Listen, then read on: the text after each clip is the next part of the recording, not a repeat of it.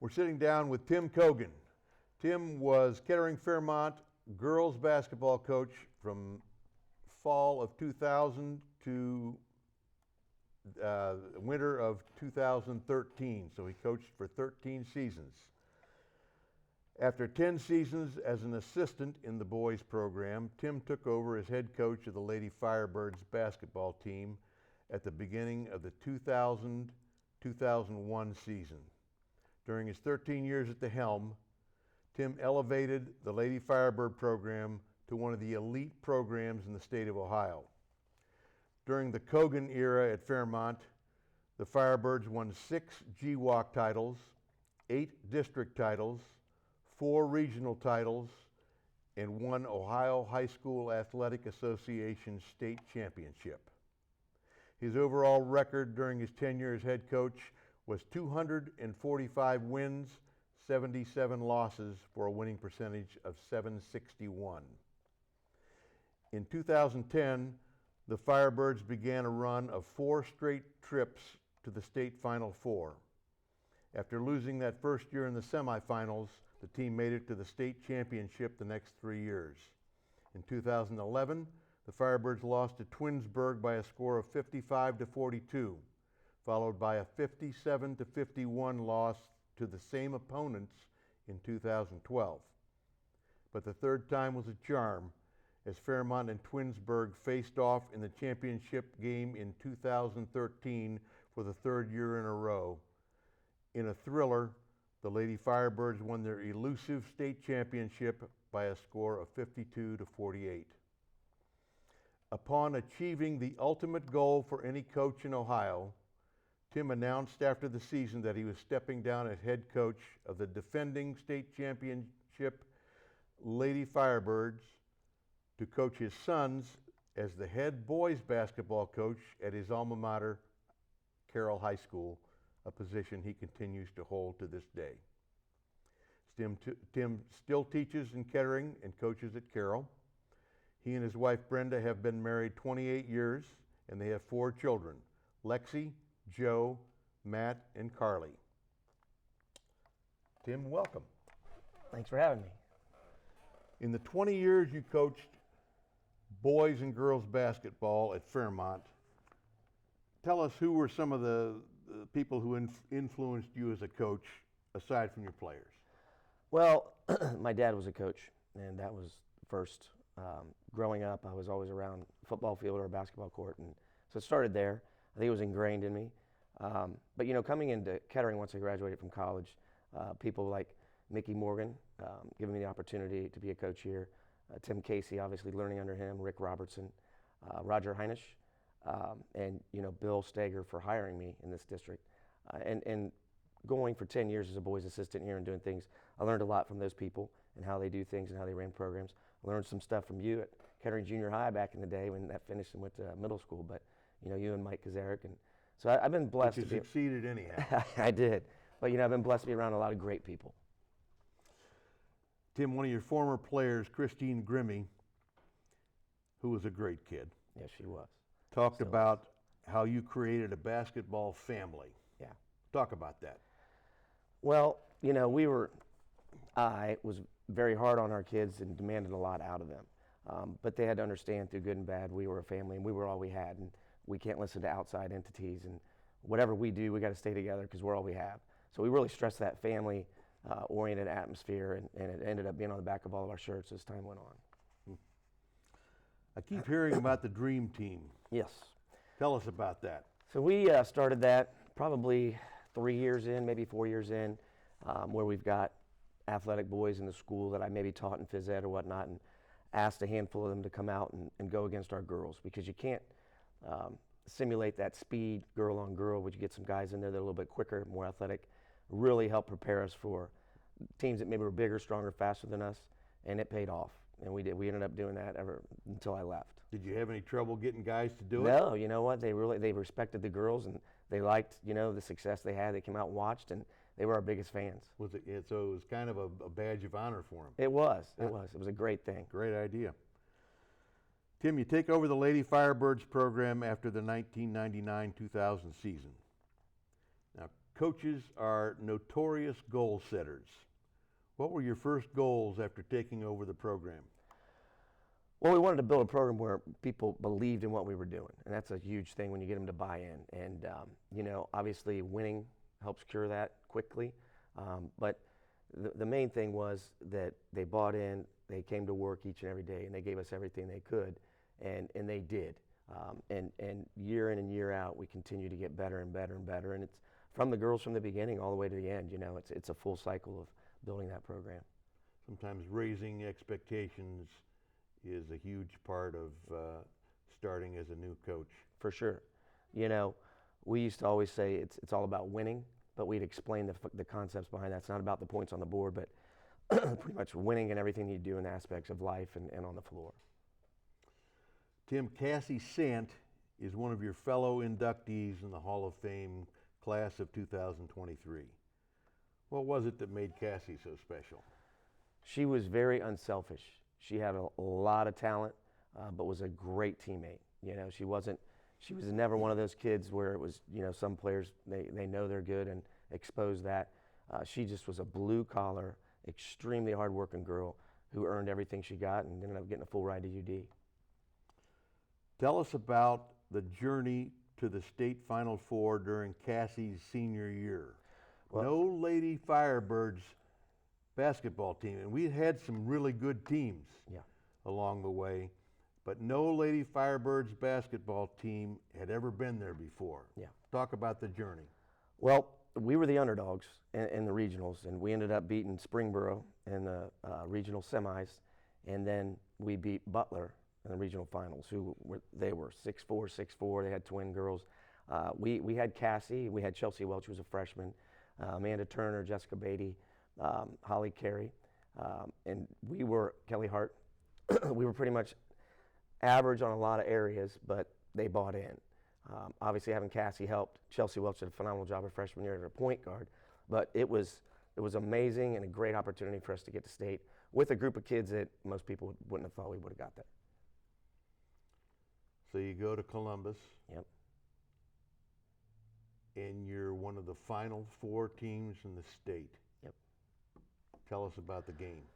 It was a heck of a game. And to this day, Holly Carey got 3 fouls, and we didn't know that. We left her in a little too long. She got her 4th foul, and she was hot. I think we lost that game by maybe 6, something like that. It was close. And, it was an exciting game from start to finish, and they were pretty good, Toledo Waite. But, we pulling Holly off the floor, not having that shooter late in the game when she ended up fouling out, that hurt us a little bit because they were really keen on Cassie. But it was a great experience for us to get there. And by them getting there, those younger girls coming in continued to fuel that, and we were on a journey. I was still at Fairmont as a counselor at the time, and I remember you guys left in the middle of the day to get on the bus to go to Columbus, and anybody who was available came out to see the bus off, and I remember running out from my office just to wish everybody luck. And I wasn't the only one out there. There were lots of people out there. That was very special. For the girls to experience that atmosphere. It was awesome. Yeah. Okay, Cassie graduates, the Ohio Player of the Year, and in comes a great freshman class on cue. Yep. That young team advances to the state championship game. Talk about that. Well, we were young, very young, had a lot of young girls, and but they came in and they knew what the expectations were. I actually worked with a bunch of them when they were 8th graders to prepare them for who I was and get a feel for my demeanor. And when they came in, they were all business at a young age, 15 years old. And we had to talk to a lot of them about staying humble, because at that age, a lot of them were already getting looked at by colleges. And they stayed blue collar, and they stayed hungry, and they did a phenomenal job. Talk about the game. Well, that first game we got there, that was tough, but we were so young to get to that final game. And Twinsburg was loaded. They were good. And we handled ourselves great. It was a tough game, and we ended up losing that first one. And then we went back the next year and had to play them again, and that loss hurt more than anything. And the girls, it was almost like, okay, we've been here, what's going on, what's it going to take? It's just amazing that it ended up being the same team again in the last year. So you go to the championship game 2 years in a row against the same opponent. Yes. And you lose both times. Yes, very frustrated after that second loss. Did you at any time think to yourself, we've had 2 shots and no championships, maybe it's just not in the cards for us? Well, as a coach, you always have second guess a little bit. You know, you work as hard as you do, and you get there, and things fall short. But we were in the regional semis with that last team in 13. We were down to Mason by 10 points, and we're talking maybe 8 points with minute 48 left in the game. And we came back and found a way to get it to overtime. And that group was on a mission. I mean, we got to get there. And winning that game was huge, just to come back and then turn around and beat Centerville in the regional finals. And when we got there that year, I felt pretty confident that we were going to finish the chapter. So. Okay, then of course, you make it to the championship game for the 3rd straight year. Yeah. Against the same Twinsburg team who beat you the 2 previous years. Mm-hmm. Take us through the experience of winning a state championship. Well, there's a lot going on.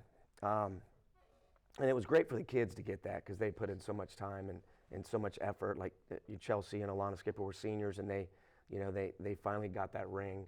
And those other girls that were juniors, it's a lot for them to be able to remember that for a lifetime was awesome. And the community of Kettering, it was just outstanding, and the support. And then, all can come the speeches. And I can't tell you how many speeches I had to give on that. But it was amazing. You just really can't ever imagine until you get that, what you're going to feel. And just the gratitude and stuff from the community, it was awesome.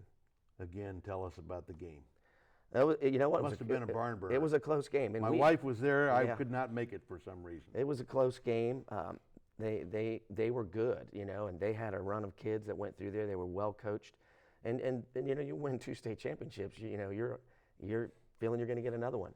But we kept the lead in that game, enough lead where it was 3 to 4 points most of the game to feel somewhat good but nervous. And we finished it in the last minute of the game and hit some big free throws and closed the deal, and it made history.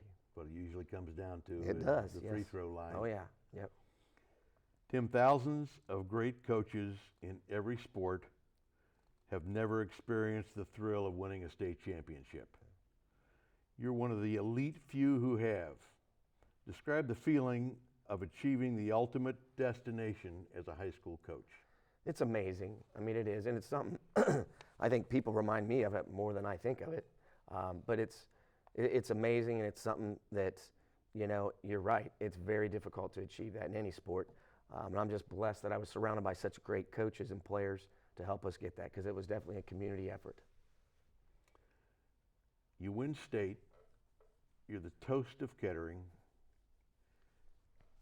I'm sure you didn't have to buy a drink for the next 10 years. Yeah.